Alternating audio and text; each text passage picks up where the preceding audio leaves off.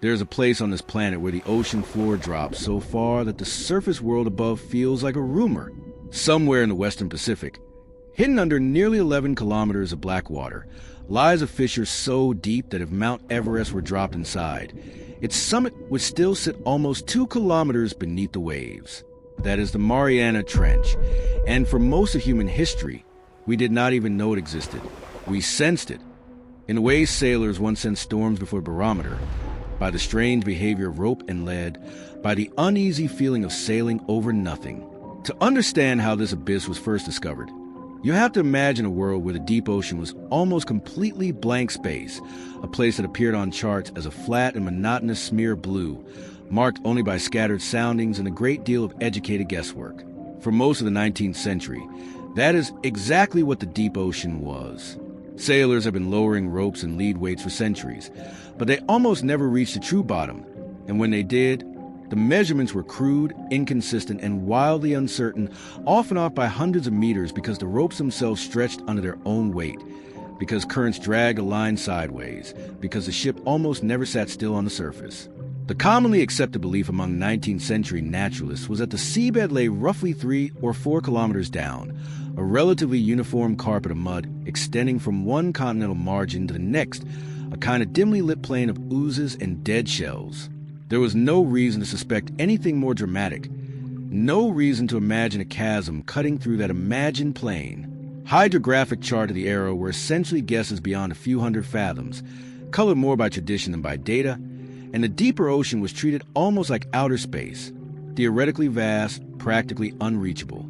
And then, in the 1870s, the Royal Navy ship HMS Challenger set sail on what became the first true global oceanographic expedition. It was not glamorous work. There were no dramatic encounters with sea monsters, no brushes with catastrophic storms that anyone would remember in the opera houses of London. There was only the relentless, repetitive labor of measuring the ocean one sounding at a time, often with hemp rope that had to be soaked in tar to make it last through thousands of meters of submersion. Day after day, the crew would haul out a long coil of rope, attach a heavy iron weight to its end, and send it tumbling over the gunwale into the black. Then, with patience that bordered on religious devotion, they would winch it back up inch by inch, marking the depth as they went, all while the ship pitched and rolled somewhere far from any land. The sun blistered their necks in the tropics. The cold gnawed their hands in the southern latitudes. The work was slow, dirty, and fundamentally humbling, because every measurement was a confession of how little they understood. The sailors who handled the sounding line were not trained scientists. They were ordinary seamen with callous palms and bad backs, and they took a particular pride in the brute simplicity of the work. Yet it was inside that endless, grinding routine that something extraordinary happened. In a remote stretch of the western Pacific, thousands of kilometers from Japan, and far from any island chain, the lead weight kept falling. 1 kilometer, 2, 3, 4, 5, 6. The line still kept paying out smoothly and without resistance, as at the bottom were retreating in front of the descending iron. The sailors on deck kept their eyes on the rope and their stomachs in their throats. There was no sound except the groan of the wet hemp under tension, and the quiet complaint of the hull above a void whose shape no one could imagine. What was down there? Why would the seabed simply give way like this? Was it possible that the rope would never stop? Those were not fanciful questions in the minds of men whose folklore was full of sea serpents and krakens, whose grandfathers had told stories of mermaids and tentacled beasts that pulled ships under by their anchors. Sailing far from land was already an act of faith. Invisible reefs, sudden squalls, broken masts hundreds of leagues from any port. All of these were real dangers, real losses, real funerals held in foreign harbors. Lowering a rope into an abyss that seemed to have no end must have felt like intentionally poking a sleeping creature, like dangling bait above a hole you could not see the bottom of. But at last, after what must have felt like an eternity, the weight finally struck something solid. The line went slack. They hauled at the rope, measured the wet marks, and did the arithmetic in a notebook already stained with salt. The answer was 4,475 fathoms, just over 8,000 meters. No sounding that deep had ever been recorded anywhere on Earth. The crew marked the location on their charts and gave the spot a name that would echo through the centuries: Challenger Deep, in honor of the ship that had revealed it. At the time, this seemed like the end of the story. A new record, a new number, a new line drawn on a mostly empty map. A thin black mark standing in for an entire continent of darkness. Few people realized that the measurement had not even touched the floor of the abyss. It had only grazed the rim, missing the deepest point by thousands of meters. It would take nearly a century of technological progress before humanity understood just how wrong that first impression had been, just how much deeper the real bottom was hiding beneath those already staggering numbers. So who or what could possibly live down there in a pressure that would crush a human body like a paper cup? And why did it take so long for science to notice that the deepest measurement was never really the deepest at all? When HMS Challenger returned to Britain with its notebooks full of wet pages and strange measurements, the scientific world was electrified but also slightly embarrassed. They had spent decades assuming the seabed was a flat, muddy plain, and now here was evidence of a chasm deeper than anyone had imagined, a place on Earth that nobody had bothered to look for, because they had not believed it could exist. But the trouble was that no one had the means to confirm what the Challenger crew had seen. Their rope and lead method was a leftover from the age of sail and could not answer the obvious follow-up question. If 8 kilometers was a rim, how much deeper did it actually go? Did the abyss bottom out somewhere just below the sounding line? Or did it keep dropping another 1,000 meters, another 2, into regions that would change everything we thought we knew about the planet? For almost 100 years, that question floated around in the back rooms of oceanographic institutes, waiting for someone to invent a way to see through miles of black water without touching it. There were a few brave attempts. A Dutch expedition in the 1920s tried to lower a steam-driven winch with thousands of meters of piano wire into the Mariana region and came back with sensors that almost broke under their own weight.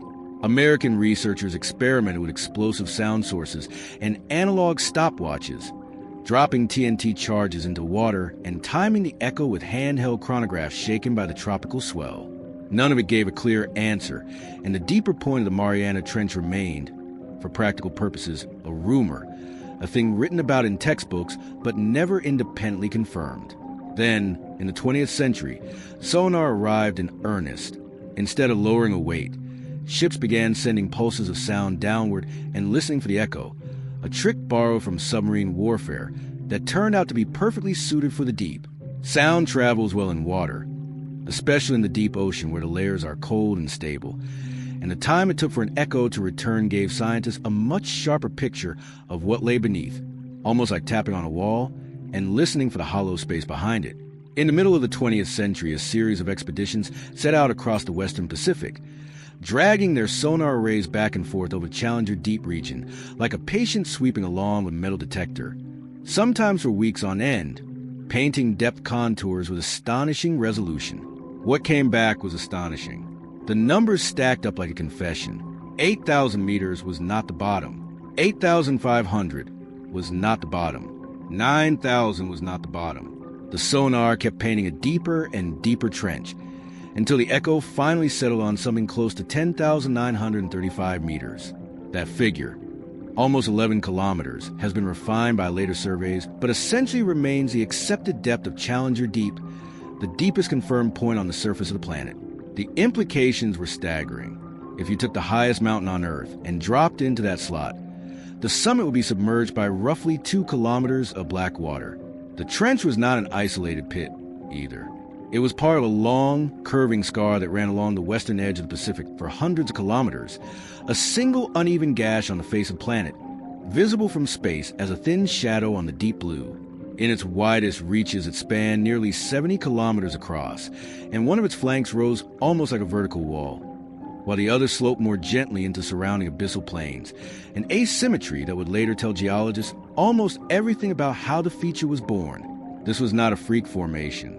It was a textbook feature of a planetary mechanism that would only become clear once plate tectonics emerged as a theory in the 1960s. The outer shell of the Earth is not one continuous slab. It is broken into enormous pieces, tectonic plates that float on a hotter, more plastic layer below. They move at roughly the speed that your fingernails grow, a few centimeters per year, which is more than enough to reshape entire ocean basins over geological time, given enough millions of years to accumulate. Where plates pull apart, magma rises and builds new crust. Where they collide, one of them must give way, and the older, colder, denser slab bends and dives back into mantle in a process called subduction, often vanishing entirely into the hot interior of the Earth. Wherever that happens, it carves a long, narrow trench at the surface, a kind of scar marking the place where the crust begins its long fall back into the interior, like the dent left on a tabletop by a slow-moving bowling ball. The Mariana Trench is the textbook example. For tens of millions of years, the Pacific Plate, one of the largest and most imposing on Earth, has been moving steadily westward. Where it meets the smaller and lighter Philippine Plate, it does not shove the islands aside. Instead, it bends and slides beneath them, and that exact line of bending is where the trench lives, where solid rock folds and cracks and begins to descend into the hot mantle below at a near-vertical angle. The Mariana Islands themselves are not random. They are the volcanic arc that formed above this collision, a chain of mountains built by the magma squeezed out of the descending slab. Each island a small monument to the slow violence of tectonics, a plume of fire rising from a sinking plate. From Japan down to the Philippines, the Marianas, and on toward Tonga and beyond, the same dynamic repeats itself in a great ring of trenches and volcanic chains known as the Ring of Fire, a name that sounds almost too poetic for geology but fits perfectly. That ring is responsible for something like 90% of the planet's earthquakes and roughly 3/4 of its active volcanoes, a thin seam of activity circling the largest ocean on Earth. Within it, the Mariana Trench is one of the clearest and most extreme demonstrations of just how violently plate tectonics can reshape the surface of the planet. But knowing that the trench exists, knowing how deep it really goes, knowing why it was carved in the first place, that is only half the problem. The other half begins the moment somebody tries to actually go down there and touch the bottom. So what kind of vehicle, what kind of material, what kind of madness could ever survive the pressure waiting at nearly 11 kilometers beneath the waves? The enemy at the bottom of the Mariana Trench is not darkness, and it is not distance, though both are extreme. The true enemy is the most ordinary sounding force imaginable: pressure. Every meter of water above you adds weight, and at nearly 11 kilometers of depth the weight of that column becomes obscene, almost cruel in its indifference. A hollow steel ball, with even a tiny flaw, would crumple like tinfoil. A human body, with its pockets of air and its delicate membranes, would be destroyed almost instantly, not because the water crushes bones like a fist, but because it closes every internal cavity and forces blood gases into chaos, the lungs collapsing inward, the sinuses flattening, the air inside every tiny pocket of the body squeezed into a region too small to hold it. The smallest structural weakness in a submarine, an imperfect weld, a miscounted bolt, a hairline flaw in the alloy, becomes the seed of catastrophe. The deep ocean is unforgiving in a way that few other environments on Earth can match, because failure at those depths is not a slow leak or a recoverable malfunction. It is a one-way event, a total collapse that happens in milliseconds and leaves nothing salvageable, not even a recognizable fragment of the original machine. Even our most sophisticated military submarines, built to dive deep in time of war, operate safely only in the low hundreds of meters. The deepest diving models have strict ceilings well before they reach a kilometer. The Soviets pushed experimental titanium hulls past 1,000 meters in the 1980s, but only at enormous cost and with a featureless emptiness underneath them as a long-term goal. Challenger deeps its almost 11,000 meters below the surface, an environment completely outside the reach of any naval vessel afloat, far beyond the dreams of any naval architect working in steel. This is why, when humans first conceived of reaching the bottom of the trench, they did not try to build a deeper submarine. They decided to do something stranger. In the late 1950s, a Swiss engineer named Auguste Piccard, who had already made his reputation climbing into the stratosphere in a pressurized aluminum gondola, turned his attention downward. He had spent years studying how to survive in hostile environments at altitude, and the math for surviving in hostile environments at depth turned out to look suspiciously similar. Pressure is pressure, after all, whether it pushes inward or outward, and a sphere is a sphere whether it is hanging in the upper atmosphere or sinking to the deepest ocean on Earth. The vehicle he developed with his son Jacques was called the bathyscaphe, a name built from the Greek roots for deep and vessel. The Trieste was its flagship. The design was as elegant as it was extreme. The bottom of the vehicle was a thick-walled steel sphere, barely large enough for two people to sit hunched inside, polished on the outside and ribbed on the inside. That small bubble would be the only habitable space in the entire machine, and it would keep its occupants at normal atmospheric pressure, even as the water outside crushed inward with a force of 1,000 atmospheres. Above the sphere, Picard attached a large float filled with gasoline, an idea he had borrowed almost directly from the design of stratospheric balloons, which also must be lighter than what they displaced to float. The choice was deliberate. Gasoline is slightly less dense than water and only mildly compressible. So even under immense pressure, it retains enough buoyancy to lift the sphere back to the surface when the dive is done. Iron ballast tanks hung from the supporting structure between the float and the sphere, ready to be released at the bottom. There was no propulsion system to speak of, no joystick for threading through obstacles. The bathyscaphe was, in essence, a steel marble hanging beneath a floating can. Sink it, descend. Dump the iron, ascend. The principle was almost embarrassingly simple. Yet simplicity at those depths is itself a kind of genius, because every moving part is a part that can fail under 1,000 atmospheres of pressure, and the only safe engineering is the engineering that has nothing to move. In 1960, two men climbed into that cramped steel sphere to make the first attempt on Challenger Deep. Don Walsh was a lieutenant in the United States Navy. With the steady nerves of a man trained for operational disasters and improbable recoveries. Jacques Picard was the son of the engineer who had built the machine and an oceanographer in his own right, raised on a steady diet of stratospheric balloons and alpine physics. They sealed the hatch and were cut off from the atmosphere they had been born into. They could only look out through small portholes of glass, each one a tiny, fragile window whose integrity depended on there being no microscopic crack that might propagate into a fatal flaw under 1,000 atmospheres. As the Trieste began to sink, the surface faded into memory. The descent was slow, several hours of falling, with the temperature dropping and the pressure rising in a continuous gradient. Inside the cabin, the depth gauge climbed in great round numbers. 1,000 meters, 5,000, 8,000. Each new reading was another layer of ocean pressing on the hull, another atmosphere of load stacking up against the steel welds. There was no abort button. There was no way to turn around. The only option was to trust the engineering and keep going all the way down, with the implicit understanding that if anything went wrong, there would not be a second chance. Near 9 kilometers, a sharp bang tore through the cabin like a gunshot, an unmistakable crack that left no room for polite interpretation. For a few seconds, theory was buried by instinct. They were being crushed. It turned out that an external plexiglass window installed as extra protection had cracked under the load, a sacrificial layer that did exactly what was meant to do while leaving the main pressure hull untouched, a watermark of failure that in any shower dive would have meant the end of the mission. A few minutes later, the Trieste finally touched the bottom of Challenger Deep. The impact kicked up a cloud of fine sediment, so dense it looked like milk in headlights. A silent curtain of suspended dust that hid everything but the closest objects. When it began to clear, the two men saw something stirring in the gloom. According to Picard's account, a small flatfish roughly 30 centimeters long was moving slowly across the seabed, completely indifferent to the impossible weight of water above it. Even at the deepest point on Earth, life had answered.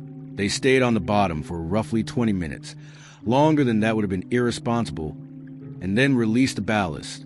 The ascent took another 3 hours, retracing the layers they had crossed in reverse, climbing back through temperature and pressure toward a world of light and air.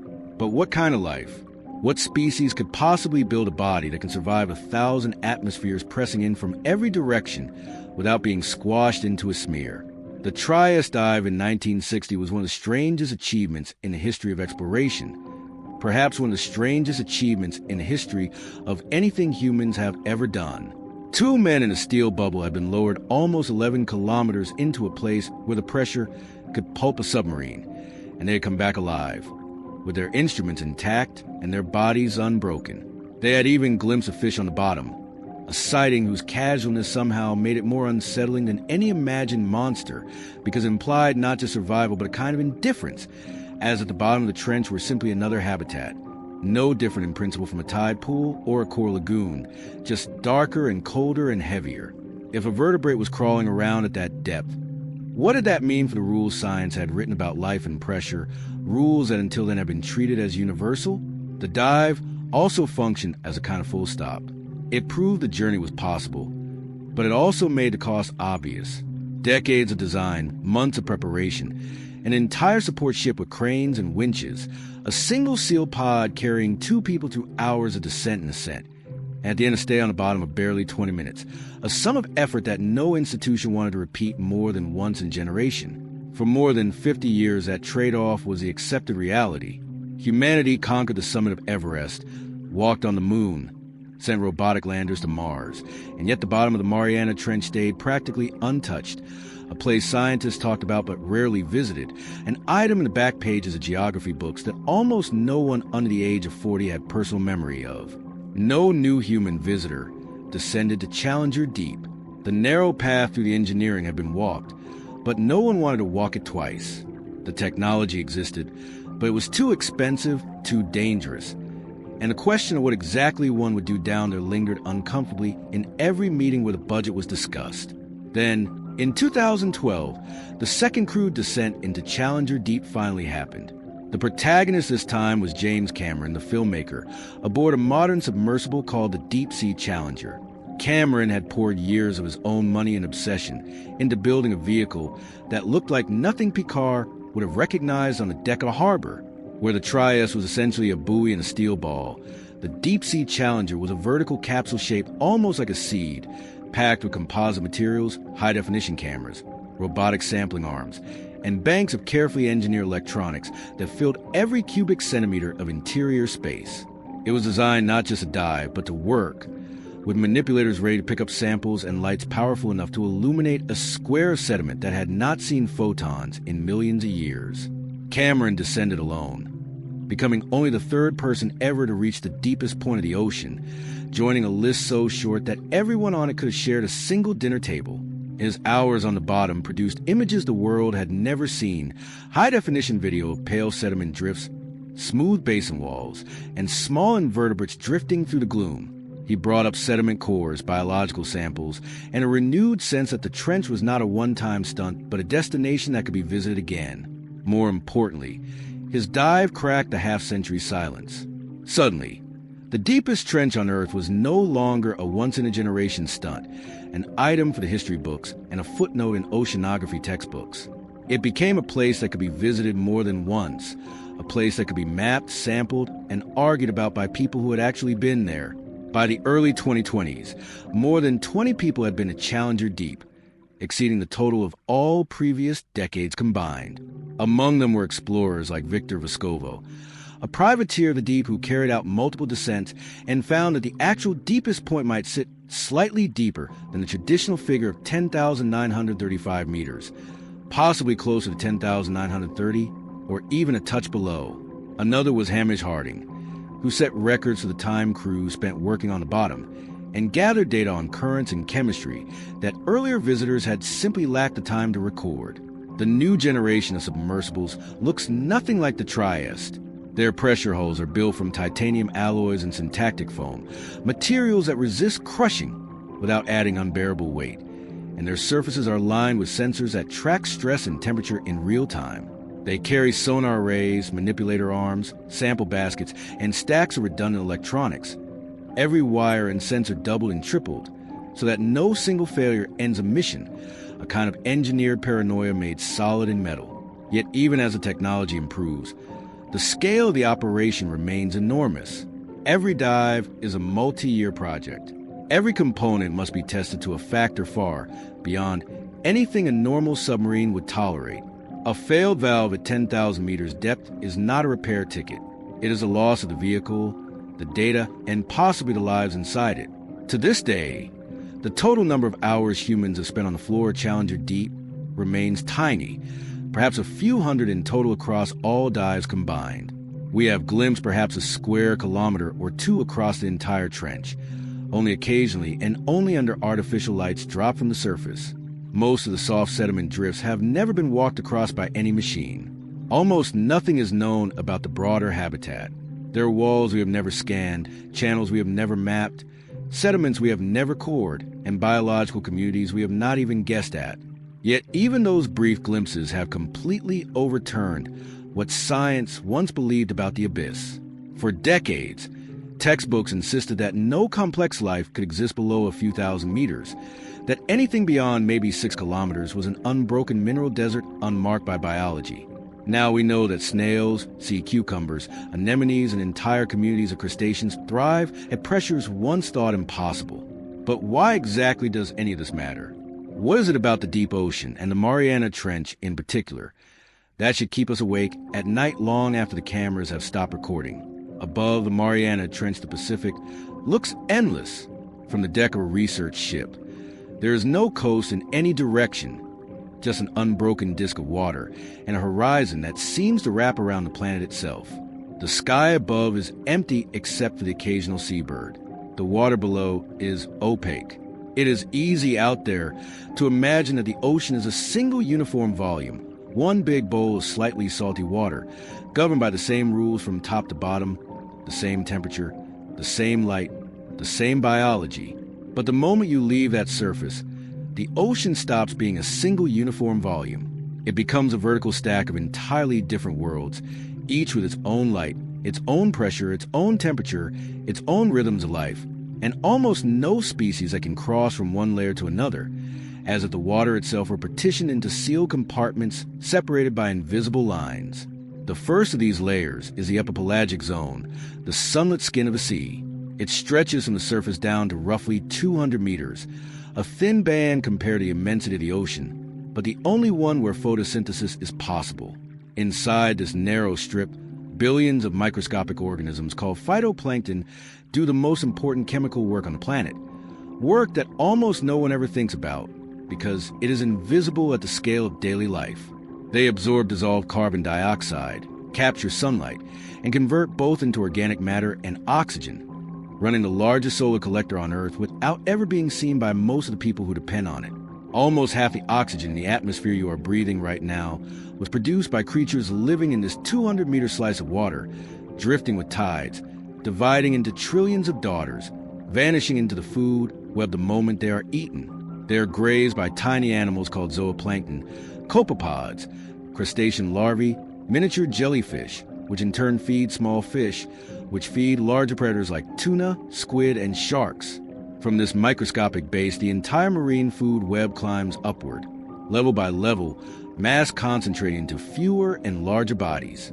When those organisms die, fragments of their bodies, feces, mucus, shed skins, slowly drift downward like a kind of dark snow, feeding the layers below in a constant, slow rain that may take weeks to reach the deep, and that carries with the memory of the sunlit zone.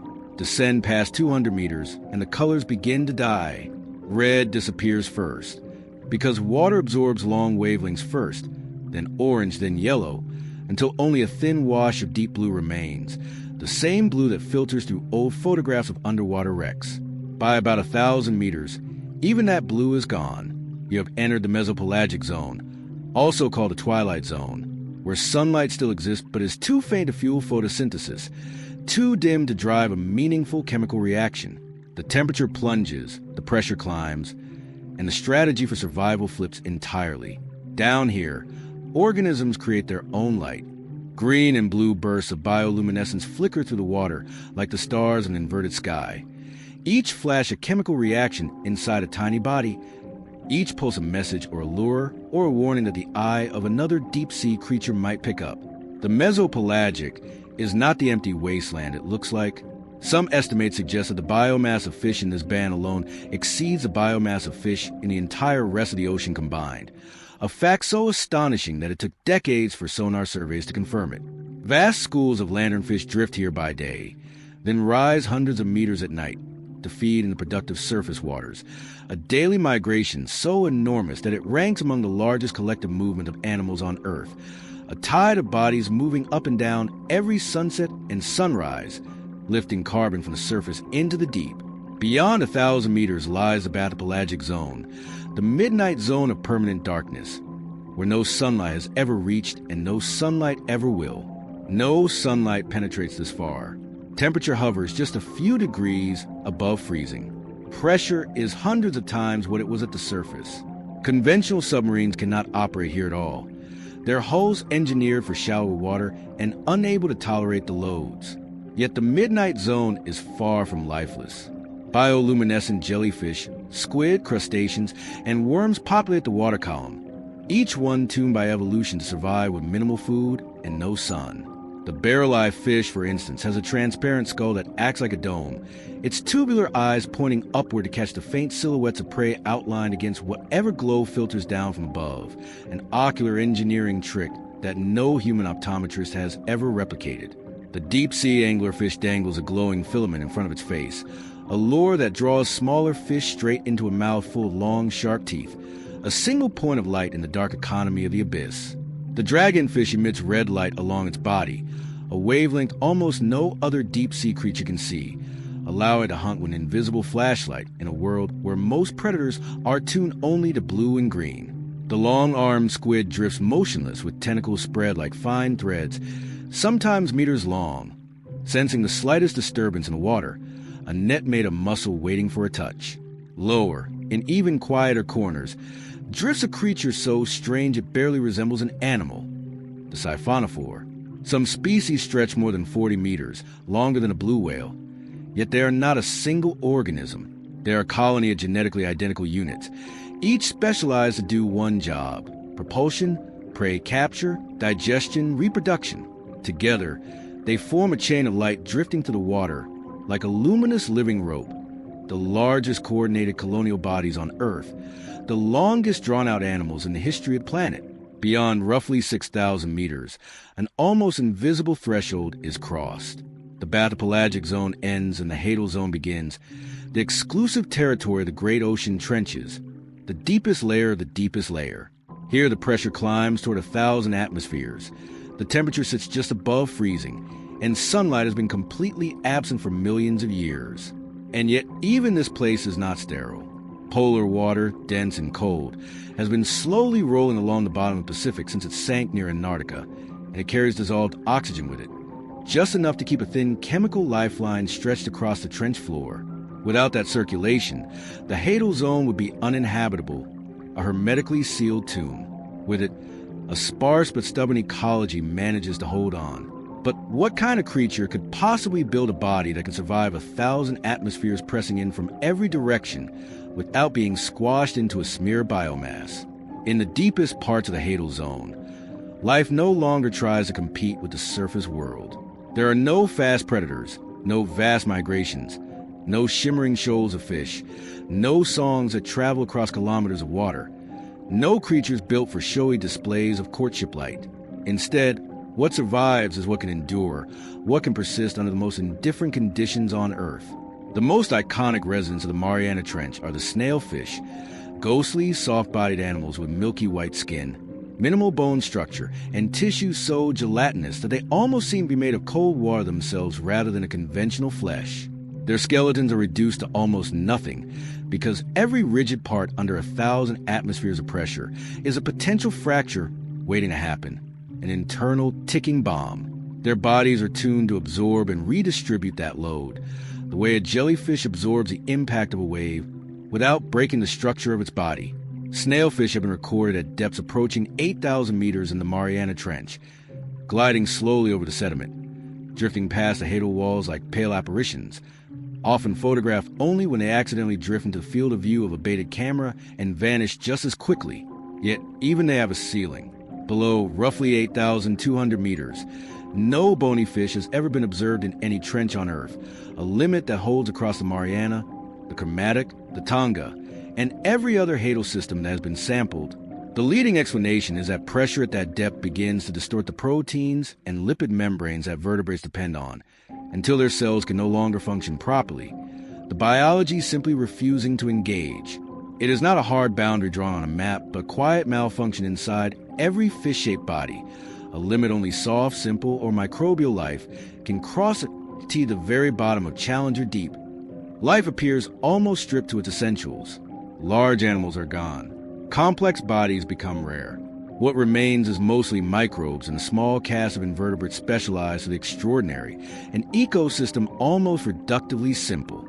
Among the most numerous are amphipods, small scavenging crustaceans that look fragile but are astonishingly tough, often almost translucent, within exoskeletons that somehow hold together under 1,000 atmospheres without imploding. Baited camera systems have recorded swarms of them rushing to a free meal within minutes, demonstrating that even in the most remote abyss, an opportunity to feed is never wasted. Every calorie is survival. They are the cleanup crew of the deep, equivalent in role to the cockroaches of a sunken world, the organisms that turn rare falls of food into the next generation of bodies. Yet the amphipods reveal only part of the story. The most common way we study the hadal zone is by dropping baited cameras to bottom, leaving them for a few hours, then hauling them back up. So most of what we know comes from a tiny patch of artificially lit seafloor, attracting the scavengers that respond to a rare piece of food, an entirely biased sample. Anything that does not react, anything that hides in the sediment or moves too slowly to reach the bait in time, almost never appears in our records, leaving most of the hadal biosphere essentially invisible to us. The most bizarre residents of the hadal floor are not amphipods at all, but xenophyophores, single-celled organisms so large they can reach the size of a human fist, an almost absurd fact in itself. At first glance, they look like shapeless stains of mud clinging to rocks or scattered across the sediment, easy to dismiss as debris, easy to ignore. In reality, each one is a single enormous cell that builds a delicate shell from cemented sediment particles, mineral fragments, and the remains of other organisms, then filters food directly from the passing current. They are among the largest individual cells ever discovered on Earth, and the fact that their membranes stay functional at 1,000 atmospheres of pressure is something biologists still cannot fully explain, a problem that crosses a line between biology and material science. Their chemistry may one day teach us how to protect human tissues from damage, how to preserve DNA in hostile environments, how to design new materials that survive stress and quick temperature swings, lessons written into their membranes by 500 million years of evolution.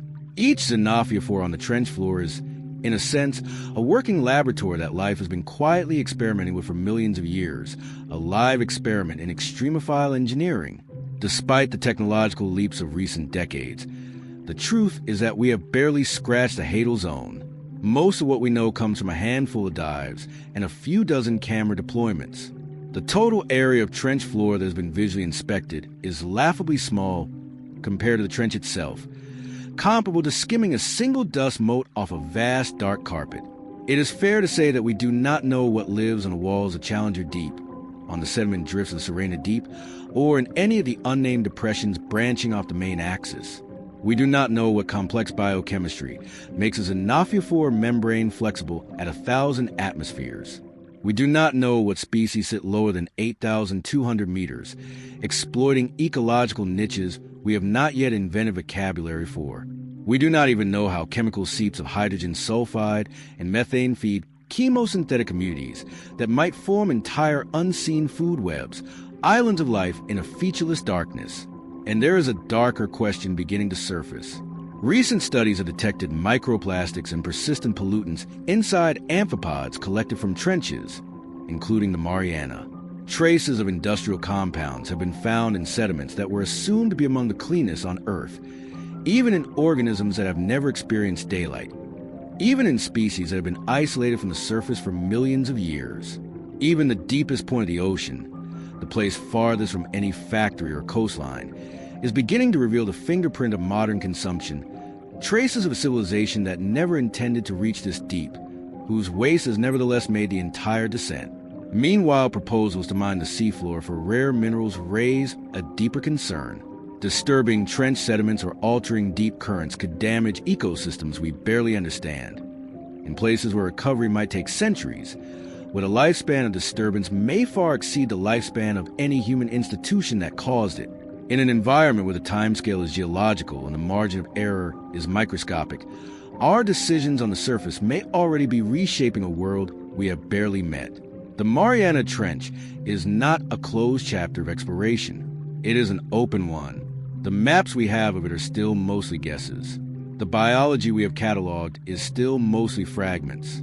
The questions we have not yet thought to ask may matter more than the answers we already have. What lies in the part of the trench no submersible has ever touched? What species are quietly alive where our instruments have never reached? And how much longer will the deepest place on Earth remain the least understood?